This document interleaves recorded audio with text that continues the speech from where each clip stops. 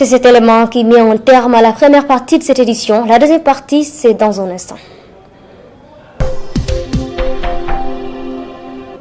Je vous le disais en titre, la marche vers une digitalisation optimale du système des services d'état civil se poursuit à grands pas avec déjà 400 centres impliqués dans le processus. Cette initiative, largement saluée par les usagers, nécessite néanmoins un renforcement de capacité des agents de l'état civil afin de minimiser la durée des procédures et faciliter l'accès aux documents administratifs. Le dossier du jour, c'est avec Lamine Goudiaby.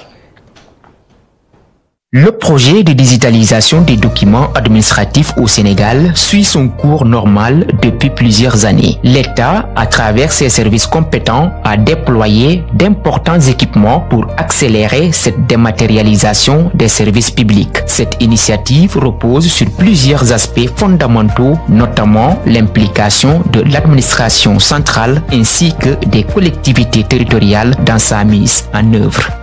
Les préalables, ce sont les infrastructures et le réseau. Et les préalables, ce sont des plateformes numériques.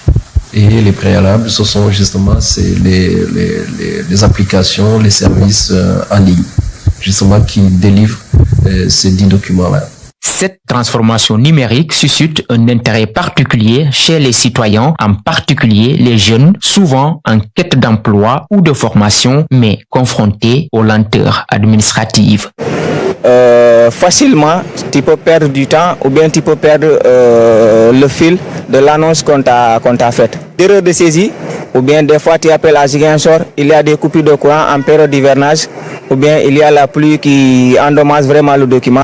Et des fois les annonces qui font que tu as besoin de ce papier, tu as l'information à 24 heures de la date de clôture ou à 48 heures. L'idée est venue à son heure. Cette modernisation permet non seulement de réduire la durée des procédures administratives, mais aussi d'améliorer l'efficacité de l'administration publique. À Thionkessil, avec vraiment ces difficultés-là que nous avons, que la délivrance même d'état civil parfois est sujette à des erreurs matérielles. Donc ce logiciel-là nous permettra en tout cas d'optimiser un peu nos ressources, mais aussi d'alléger les usagers, surtout dans l'obtention même des actes d'état civil. Vous restez à Dakar, vous pouvez obtenir votre extrait de naissance, même si vous êtes né à Thionkessil. Cependant, avec le déploiement de l'application NECAL dans 400 centres, il devient essentiel de renforcer la formation des agents administratifs, comme le souligne le maire de la commune de Thionkessil. Le personnel n'est jamais suffisant. Voilà, il n'est jamais suffisant, il n'est pas aussi suffisamment bien formé pour s'adapter à cette nouvelle situation. Comme solution, avec l'État, avec le Centre aussi national de formation des collectivités territoriales, que l'État lui-même recrute, forme et affecte le personnel qualifié dans les différentes collectivités territoriales. Impliquée dans le processus de numérisation, la mairie de Golfe Sud, à travers l'officier d'état civil, plaide pour une optimisation accrue de la digitalisation tout en pointant certains défis à relever. Et il faut que tout le pays aussi en bénéficie. Il faut que tout le pays en bénéficie. Parce qu'aujourd'hui, quelqu'un peut rester franchement à Kédougou et avoir son extrait à partir de la commune de Golfe Sud. Mais pour l'instant, notre gros problème nous vient de la lentance de la plateforme de Diamniadio. C'est le seul souci pour l'instant.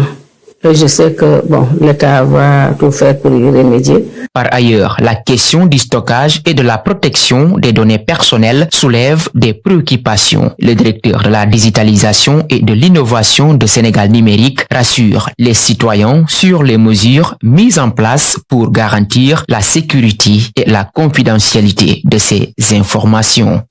Sur les infrastructures, on doit sécuriser.